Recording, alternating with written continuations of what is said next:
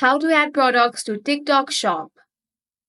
First, open up TikTok. Make sure to sign into your account. Now tap on the profile icon and head over to your profile. From here, tap on the three lines at the top right corner.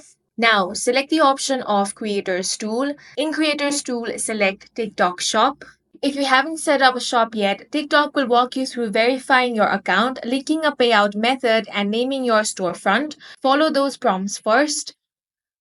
Once inside your shop dashboard, tap on the big Add Product button, enter a catchy product name, then fill in the description with what makes it pop, then punch in your price. After that, upload your images. You can add up to 8 pics. Now tap on the preview option and scroll through. Now tap on the preview option. If everything looks good, tap on the submit option. After approval, return to products, find your new item and toggle it from draft to active.